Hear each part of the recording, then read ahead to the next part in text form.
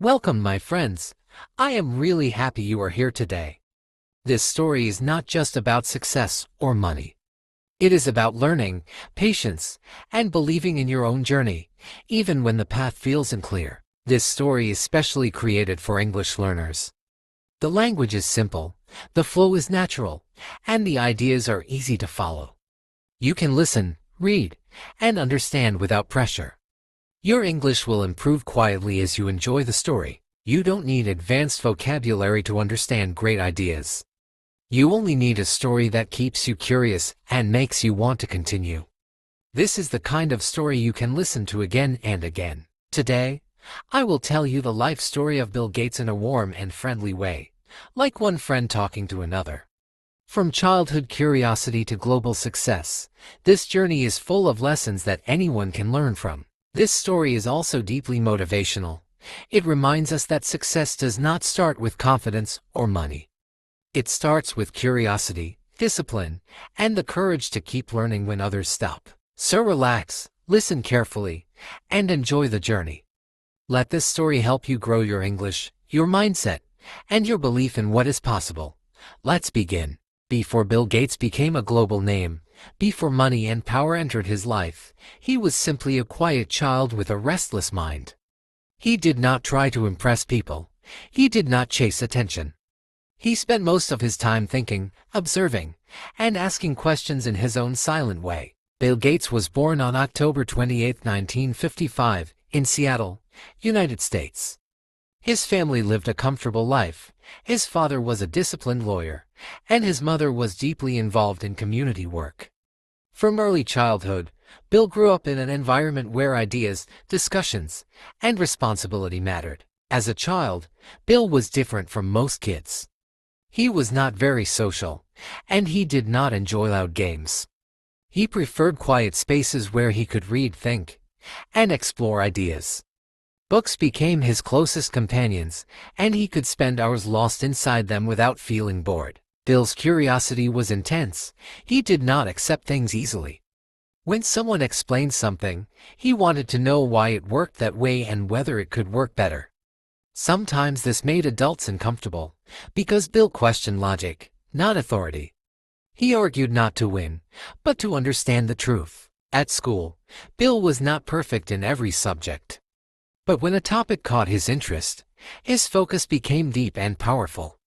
He could concentrate for long hours, shutting out everything else around him. This ability to focus would later become one of his strongest weapons.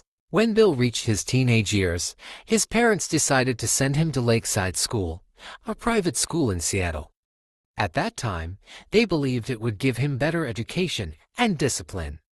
They did not realize they were placing him directly in front of his future.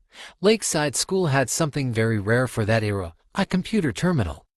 In the 1960s, computers were huge, expensive machines used only by governments and big companies. Most children had never even heard of them, let alone touched one. The first time Bill saw the computer, something changed inside him. He did not feel fear or confusion. He felt excitement. He saw the computer not as a machine, but as a system waiting to be understood. It required instructions, and Bill loved giving instructions. He began learning how to talk to the computer using simple programming commands. He made mistakes often, but mistakes did not discourage him. Every error felt like a challenge, pushing him to think harder and learn faster. Soon, Bill was spending every free moment with the computer. He skipped breaks. He forgot time. Sometimes he even forgot to eat. Teachers worried about his obsession, but Bill felt alive when he was programming. The computer became a world where logic ruled, and effort always mattered. At Lakeside, Bill met another student named Paul Allen. Paul was older and shared the same deep interest in computers. They connected quickly, not through small talk, but through long discussions about technology and the future. Together, they imagined a world where computers would belong to ordinary people. While other teenagers dreamed about sports or popularity, Bill and Paul dreamed about machines, software, and systems. They talked about possibilities that sounded impossible at the time. But for Bill, impossible ideas were the most exciting ones. By the time Bill Gates finished high school, it was clear that he was not ordinary. He was not chasing success the way others did. He was building something quietly, inside his mind. And this was only the beginning of a journey that would change the world. Harvard, risk, and the courage to leave everything. When Bill Gates finished high school, his future looked very clear to the outside world. He was smart, disciplined, and successful in studies. For most people, the next step was obvious. Go to a great university, get a degree, and build a safe career. Bill went to Harvard University, one of the most famous universities in the world. For many students, entering Harvard feels like reaching the top of the mountain. For Bill, it felt more like standing at the edge of something much bigger. Harvard was full of brilliant minds. Students were confident, competitive, and ambitious. Conversations were sharp, ideas were strong, and pressure was everywhere. Bill fit in intellectually, but emotionally, something felt missing. He enrolled in classes, including law, because his parents believed it would give him a stable future. Bill respected his parents, but deep inside, he knew his heart was not in those subjects. His mind kept returning to one place again and again: computers. Even when he sat in lectures, his thoughts wandered. He imagined systems, programs, and possibilities. He thought about how computers could change the world, not someday far away, but very soon. At Harvard, Bill spent more time in computer labs than in classrooms. Late nights became normal, sleep became optional. While other students balanced study and social life, Bill chose obsession. Some people saw him as extreme, others saw him as strange. But Bill did not care much about opinions. He cared about progress. He cared about learning faster than yesterday. During this time, Bill stayed in close contact with Paul Allen. Paul had already left college and was working, but his mind was also focused on the future of computing. Their conversations were intense and full of excitement. One day, Paul showed Bill a magazine article. It talked about a new personal computer called the Altair 8800. This machine was small compared to traditional computers. It was affordable, and most importantly, it was personal. When Bill read the article, everything around him disappeared. This was the moment they had dreamed about as teenagers. A computer for individuals, not just big organizations. Bill and Paul immediately understood something powerful. Hardware alone was not enough. These machines needed software. They needed a language to communicate with humans. They decided to act quickly. Too quickly, some would say. They contacted the company that made the Altair and told them they had software ready for the machine. In truth, they had nothing ready yet. It was a risky move, almost reckless. But Bill believed in one thing very strongly. If there is a deadline, you can create the solution. Pressure did not scare him. It focused him. Bill and Paul worked non-stop. Days blended into nights. Errors appeared again and again, but every problem pushed them forward. They built a programming language that allowed users to control the Altair. When they finally demonstrated the software, it worked. That moment changed Bill's life forever. Suddenly, the dream was not a dream anymore. It was real, and it was happening fast. Bill returned to Harvard, but something inside him had shifted. Classes felt smaller. Exams felt less important. He had seen the future, and it was not inside a classroom. He faced a painful decision: stay at Harvard and follow a safe path, or leave and follow an uncertain dream. This was not an easy choice. Harvard represented security, respect, and approval. Leaving meant risk, fear, and criticism. Many people advised him to stay. They said he could finish his degree first. They said opportunities would still be there later. They said it was foolish to leave such a great university. Bill listened, but he did not agree. He realized something important. Opportunities do not wait forever. Timing matters. And this moment would not come again. So Bill Gates left Harvard. This decision shocked people. Some thought he was wasting his talent. Others believed he was arrogant. Even his parents were worried, though they supported him quietly. Bill did not feel like he was giving up anything. He felt like he was choosing his real education. Together with Paul Allen, he started a small company. They named it Microsoft.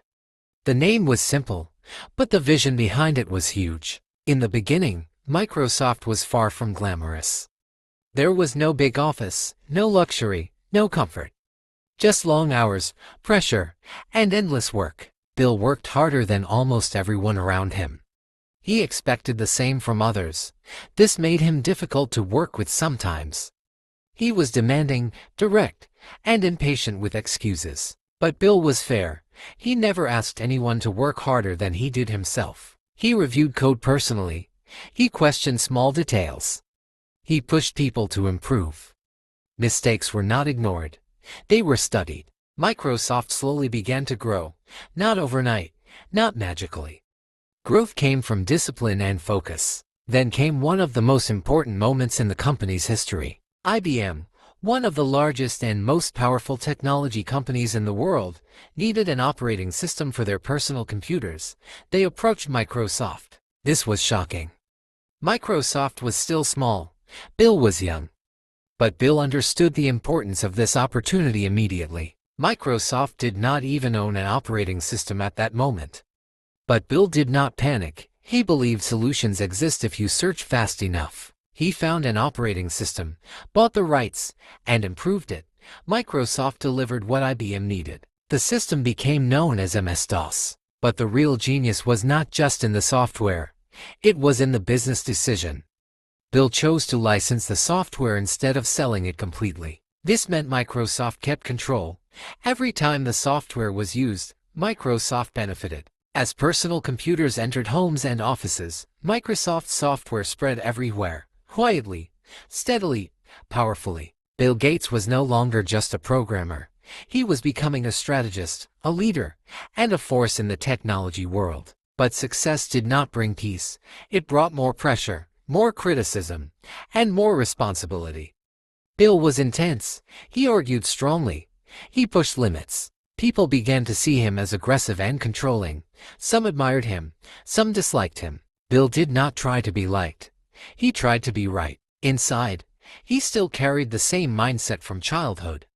Focus deeply, question everything, never stop learning. The journey was far from over. In fact, it was only getting harder. And the world was about to watch Bill Gates rise higher than anyone imagined. Windows, power, pressure, and the cost of winning. By the time Microsoft became a serious name in the technology world, Bill Gates was no longer an unknown young man working quietly behind the scenes. His company was growing fast, and the world of computers was changing even faster. Personal computers were entering offices, schools, and homes. And almost every one of them depended on Microsoft software. With MS-DOS spreading everywhere, Bill began thinking about the next step. Text-based systems were powerful, but they were not friendly. Ordinary people needed something easier, something visual, something that felt human. Bill believed computers should work for people, not scare them. This belief led to one of the most important ideas of his life. A system with windows, icons, and a mouse. A system where users could see, click, and explore instead of memorizing commands. This idea would become Windows. Building Windows was not easy. The technology was new. The expectations were high. The pressure inside Microsoft was intense. Bill pushed his teams hard. He challenged their ideas. He demanded better solutions. Many employees felt exhausted, but they also felt part of something historic. When Windows was finally released, it was not perfect. Critics pointed out flaws. Competitors laughed. Some people said it was slow and unreliable. Bill listened, but he did not stop. He believed improvement was more important than perfection. Version after version, Windows grew better. Slowly, users began to trust it. Businesses adopted it. Homes welcomed it. Windows became a standard. As Microsoft's power grew, Bill's life changed in ways he did not expect. Fame followed success. Journalists wrote about him. Competitors watched him closely. Governments started paying attention. With power came enemies. Other companies accused Microsoft of unfair practices. They said Microsoft was too aggressive, too controlling, too dominant. Lawsuits followed, investigations began. Bill Gates, once seen as a brilliant innovator, was now seen by some as a villain. Courtrooms replaced computer labs, lawyers replaced programmers. Every word Bill spoke was analyzed. Every decision was questioned. This period was emotionally difficult. Bill was still focused, but the joy of building was mixed with fear of losing control.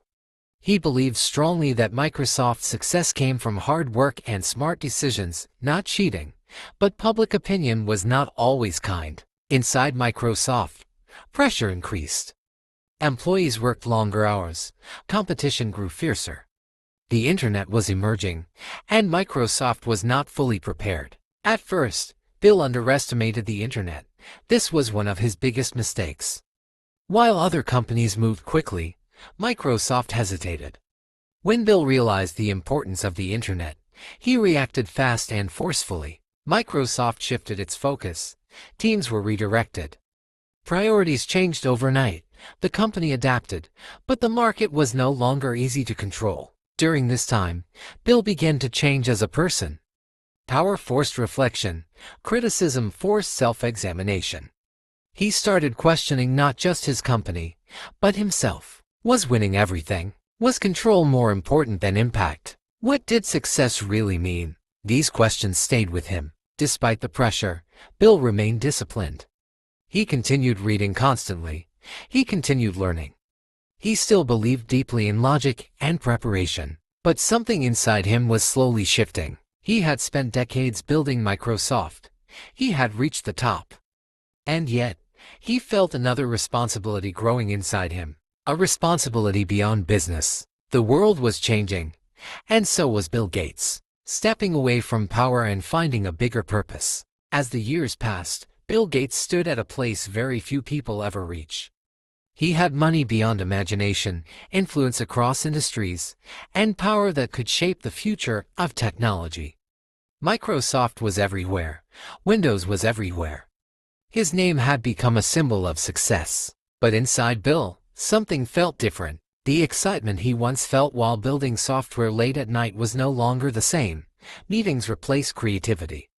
Strategy replaced curiosity. Pressure replaced joy. Winning had become routine, and routine had slowly become heavy. Bill had spent most of his life chasing progress. Now progress surrounded him. And yet, a quiet question began to grow in his mind. What comes next? This question did not arrive suddenly. It appeared slowly, over many years, through court cases, through criticism, through exhaustion, through moments of silence. When the noise finally stopped, Bill began to notice the world beyond technology more clearly. He saw poverty that software could not fix. He saw diseases that computers could not cure. He saw inequality that innovation alone could not solve. At the same time, his personal life was also changing. He was married. He had children. Being a father softened him in ways business never had. It made him think about the future not just as a system, but as a human responsibility. Melinda Gates played an important role during this period. She challenged Bill's thinking. She asked difficult questions. She pushed him to look beyond numbers and market share. Together, they traveled to places far from Silicon Valley. They saw villages without clean water, hospitals without medicine, children without education. These experiences stayed with Bill deeply. For the first time, he felt a problem that could not be solved with code. Bill realized something uncomfortable. The skills that made him successful in business were powerful, but they were not enough on their own. The world needed patience, empathy, and long-term commitment. Slowly, Bill began stepping back from Microsoft's daily operations. This was not an easy decision. Microsoft had been his life's work. Letting go felt like losing a part of himself. But he knew leadership also meant knowing when to step aside. He shifted roles, trusting others to lead the company forward. Some people questioned this move. They wondered why someone would walk away from such power. Bill did not see it as walking away. He saw it as walking towards something else. In the year 2000, Bill and Melinda Gates started what would become one of the largest charitable organizations in the world. The Bill and Melinda Gates Foundation.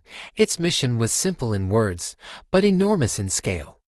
Improve health, reduce poverty, and expand education around the world. At first, many people were skeptical. They thought this was about image, about reputation, about guilt. Bill ignored the noise. He approached philanthropy the same way he approached software. With data, with research, with long-term planning, with patience. He read scientific papers instead of code. He studied diseases instead of systems. He asked experts questions the same way he once questioned engineers. But philanthropy was different. In business, success is often fast. Results are visible. Profits are clear. In global health and education, progress is slow, complex, and uncertain. Many early efforts failed. Some programs did not work. Some strategies had unexpected results. Some investments showed no improvement at all. This frustrated Bill deeply. Failure in business could be fixed with changes. Failure in human lives felt heavier. There were moments when Bill doubted himself again. Moments when he realized intelligence alone does not guarantee impact. Moments when humility became necessary. He learned to listen more. He learned to collaborate. He learned that people on the ground often know more than experts in offices. Over time, the foundation began to make progress. Vaccination programs saved millions of lives. Education initiatives improved access to learning. Clean water projects reduced disease. These successes felt different from business victories. They were quieter, slower, but deeper. Bill began speaking publicly about global challenges. Climate change, health inequality, pandemic preparedness. He used his voice not to sell products, but to raise awareness. Some people criticized him for this too. They said he had too much influence, that he should stay in his lane, that he was just a businessman. Bill listened, but he did not stop. He understood something important. Silence also has consequences. As he aged, Bill became more reflective. He openly talked about mistakes, about underestimating the internet, about being too aggressive, about focusing too narrowly on winning. This honesty surprised many people. The intense young man who once argued endlessly now spoke about learning and humility. The same mind that once obsessed over control now focused on cooperation. Bill Gates was changing, not because success forced him to, but because understanding did. He still loved learning. He still read constantly. But his reading list changed. History, science, health, philosophy, humanity. He no longer asked only how do we win. He asked how do we help. This shift did not erase his past. It built on it. The same discipline, focus, and curiosity that built Microsoft were now being used to fight bigger problems. Problems without easy answers. And Bill accepted that some problems may never be fully solved. But trying still mattered. This stage of Bill's life was not about applause. It was about responsibility, about using success as a tool, not a trophy. The quiet boy who once sat alone with books had grown into a man who still believed deeply in learning. Only now, the classroom was the world, and the journey was not finished yet. As Bill Gates moved further away from daily business life, something interesting happened. He did not slow down. He simply changed direction. The energy that once fueled competition and control now flowed into understanding and contribution. Bill no longer woke up thinking about market share or competitors. He woke up thinking about problems that had no easy answers. Diseases that killed millions, climate change that threatened the future, education systems that failed children before they even began. For the first time in his life, Bill faced challenges that could not be solved by intelligence alone. In technology, problems follow rules. If something breaks, you fix it. If code fails, you rewrite it. But human problems are different. They involve culture, history, politics, emotions, and fear. Bill had to learn patience in a way he never had before. This was not comfortable for him. Many times, projects failed. Money was spent without visible success. Plans that looked perfect on paper collapsed in reality. In business, failure meant loss. In philanthropy, failure meant real human suffering. These moments humbled him deeply. Bill began speaking openly about his mistakes, about his blind spots, about how much he still had to learn. This honesty surprised people who remembered the intense, argumentative CEO from earlier years. But Bill was not pretending. He had truly changed. He realized that learning does not stop when you become successful. In fact, learning becomes more important. The more influence you have, the more dangerous ignorance becomes. Reading remained a daily habit for Bill, but now his books were different. He read about history to understand patterns. He read about science to understand reality. He read about psychology to understand people. He read about philosophy to understand purpose. He began sharing reading lists publicly, encouraging others to learn slowly and deeply. Not for exams, not for money, but for understanding. Bill also became more open about failure. He talked about underestimating the internet, about being too aggressive in business, about believing logic alone could convince everyone. These reflections were not excuses. They were lessons. One of the most important lessons Bill learned was this: success does not make you wise. Reflection does. As the years passed, Bill Gates became more focused on the future of humanity. Climate change became a major concern. He studied it deeply, not emotionally, but scientifically. He invested in clean energy solutions. He spoke about hard truths, even when they were unpopular. He warned about pandemics long before the world experienced one. He talked about preparedness, systems, and global cooperation. When crisis finally arrived, many people remembered his warnings. Some praised him, some criticized him. Bill accepted both. He understood something important. When you speak about big problems, you cannot please everyone.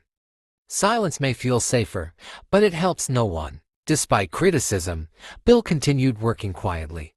He avoided drama. He focused on long-term impact. He supported research. He funded innovation. He trusted experts. Bill's idea of success had fully transformed. Success was no longer about being first. It was about being useful. Success was no longer about control. It was about contribution. Success was no longer about personal achievement. It was about shared progress. Looking back, Bill Gates' life formed a powerful story.